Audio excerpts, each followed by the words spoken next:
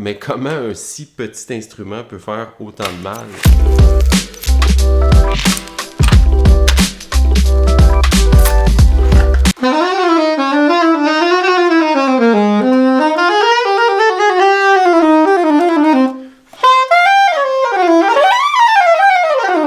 Pas de si bécard aujourd'hui pour moi sur le soprano.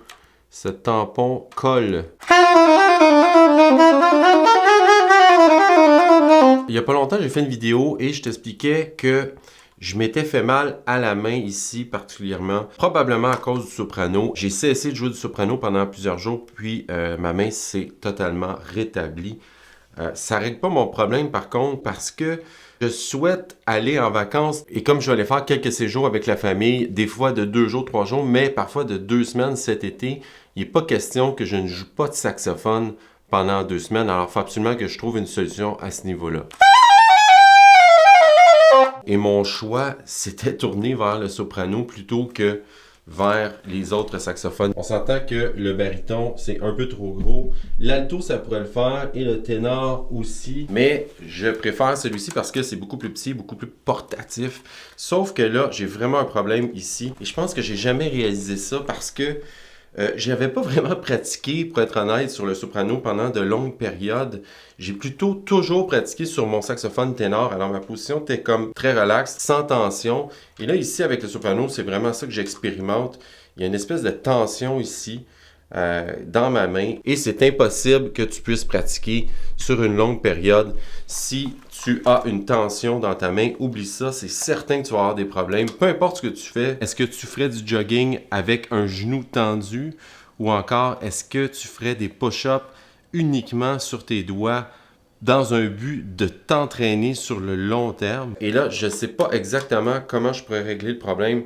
Je pense que les sopranos qui sont courbés, comme ça règle le problème ou encore courbés au complet.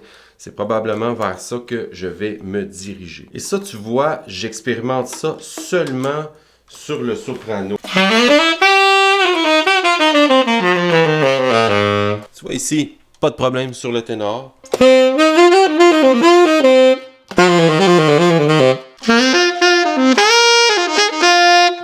Même sur l'alto, j'ai pas de problème. En fait, le but, c'est d'avoir aucune résistance, aucun mouvement comme ça. Il faut être le plus naturel possible. C'est ce que je dis toujours. Et j'ai pas écouté ce que je dis finalement.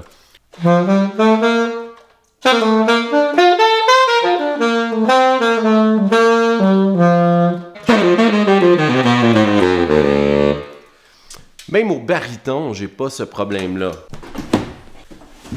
Alors, comment est-ce qu'un si petit instrument comme ça peut faire autant de mal? Et là, moi, mon problème, c'est au niveau de la main droite, mais il y a plusieurs personnes qui expérimentent une douleur aussi, qui peuvent développer une tendinite avec la main gauche parce qu'ils ou elles sont trop tendus ici en appuyant sur la clé d'octave. Alors, cette main-là aussi, il faut qu'elle soit vraiment très détendue. Ici, j'ai le commentaire d'une abonnée qui me dit « J'ai une tendinite au niveau du pouce gauche.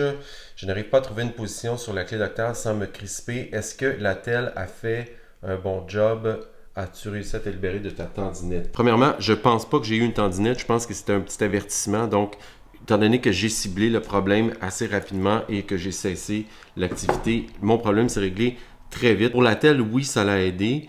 Ce que je peux te dire, par contre, Margot, pour ne pas te nommer, il y a plusieurs personnes qui ont le même problème que toi, c'est-à-dire qu'ils se crispent lorsqu'ils jouent ici avec la clé d'octave. Et ça, il n'y a vraiment pas d'autre façon que d'essayer de se détendre et d'adopter une position qui sera le plus naturelle possible. En fait, il n'y a aucune raison qui te pousse à te crisper en jouant. Dans le fond, tu ne fais que ajouter le saxophone à ta main et non au contraire. Il faut penser que c'est le sax qui s'adapte à toi et non le contraire. C'est pour ça que j'ai eu une blessure, moi, en fait. C'est parce que j'adaptais ma position au saxophone et il ne faut pas faire ça. Si tel est le cas, c'est parce que c'est l'instrument qui n'est pas adéquat pour toi. Peut-être qu'une attelle, ça pourrait par contre t'aider à corriger une mauvaise position et qui te forcerait à développer de nouveaux réflexes. Et là, je ne suis pas thérapeute en quoi que ce soit, ou médecin, ou quoi que ce soit. Ce n'est que mon expérience personnelle et mon opinion. Bon, c'est bien beau tout ça, mais là, j'ai tout de même un problème. Il faut que je me trouve un soprano, ou du moins, j'aimerais me trouver un soprano avant les vacances. Donc, ce que je vais faire, je crois que je vais appeler au magasin de musique pour savoir le prix d'un fameux saxophone soprano qui m'a tombé dans l'œil, qui s'appelle le Cannonball. Oui, bonjour, j'appelle parce que je voulais savoir si vous avez les saxophones Cannonball, les sopranos courbés et le prix. On va regarder ça, Cannonball. Stone Curve Soprano Ice Black, on est à 3695. OK, quand même. Bon, ben parfait. Donc, je vais penser à ça, puis je vous recontacte. Je vous remercie beaucoup.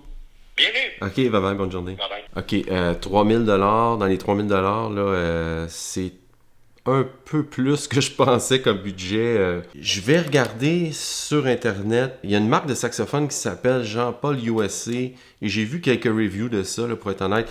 Et je pense que les prix sont pas mal bons. C'est juste que je ne pourrais pas l'essayer, évidemment, puisque ça va arriver par la poste. Je pense que sur Amazon, il y en a. Donc, Amazon, c'est toujours facile de retourner. Soprano, 956 $.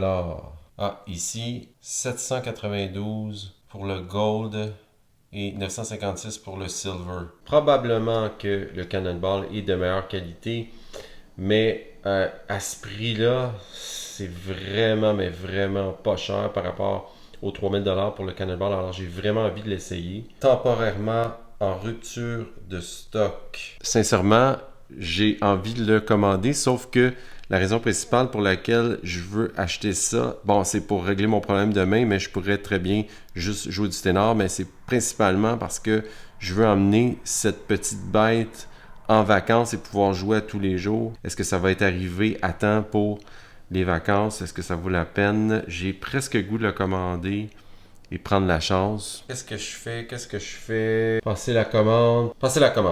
Bon, ben, je viens de m'acheter un saxophone soprano.